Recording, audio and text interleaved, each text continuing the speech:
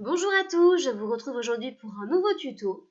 Dans le cadre de PIX, je vais m'intéresser à la compétence communication et collaboration, et plus particulièrement au domaine interagir. Pour cela, je vais répondre à la question suivante. Léonie a envoyé ce courrier électronique à son supérieur hiérarchique. Donnez les numéros des éléments qui ne respectent pas les règles d'usage définies par la netiquette. Selon Wikipédia, la netiquette est une règle informelle, puis une charte qui définit les règles de conduite et de politesse recommandées sur les premiers médias de communication mis à disposition par Internet. En clair, la netiquette étant une règle informelle, il n'y aura aucun moyen de contrôle et aucune sanction. C'est quelque chose d'officieux. Cependant, la netiquette impose de respecter 5 règles d'or, comme la prudence, le respect, la clarté, la concision ou encore la courtoisie. Suivre ces règles et ces conseils que l'usage a établis améliore la qualité des échanges. Il s'agit donc de communiquer dans le respect des autres avec politesse et avec tolérance. Maintenant, on va s'intéresser aux différentes réponses à la question. Tout d'abord, en ce qui concerne l'objet du message. Il faut toujours remplir le champ objet du message indiquant clairement le sujet de votre mail.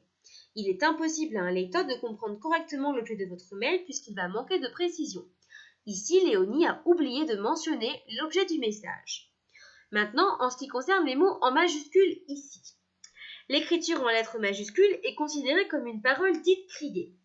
Il est donc préférable de privilégier une écriture en minuscules, pour éviter ainsi les mauvaises interprétations. Donc ici, Léonie devra enlever le ne et le pas qui apparaissent en majuscules dans son mail. Ensuite, concernant le texte dit MDR, il faut que l'orthographe soit courant et compréhensible à un plus grand nombre de personnes, ce qui n'est pas le cas dans la rédaction de ce mail. Donc Léonie devra enlever le mot MDR présent ici. Ensuite, en ce qui concerne le nom de la pièce jointe. Ici, dans notre question PIX, le nom de la pièce jointe est incompréhensible. Il apparaît ici. Il faut donc la renommer en lui donnant un nom clair et un nom concis. Une pièce jointe doit être toujours compréhensible. Ensuite, en ce qui concerne la taille de la pièce jointe, ici elle est trop grosse.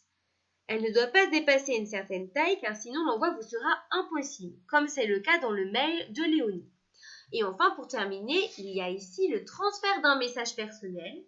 Donc là, c'est une exception car en réalité, ça n'appartient pas à la netiquette. Ça appartient à ce que l'on appelle la confidentialité de correspondance, incluant le secret de la correspondance. Mais qu'est-ce que c'est ?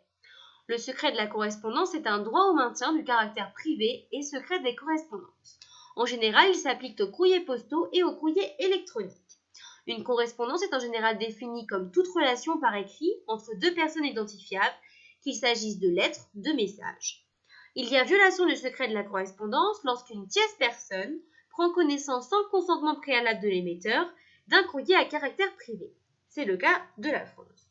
Donc attention, il ne faut jamais oublier qu'un message peut être lu dans le monde entier, pas d'autres utilisateurs du réseau.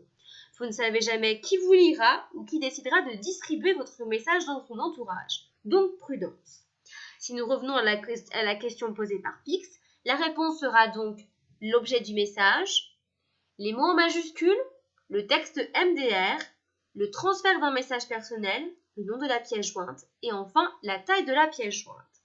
Mon tuto est terminé. On se retrouve l'année prochaine pour de nouveaux tutos. À bientôt!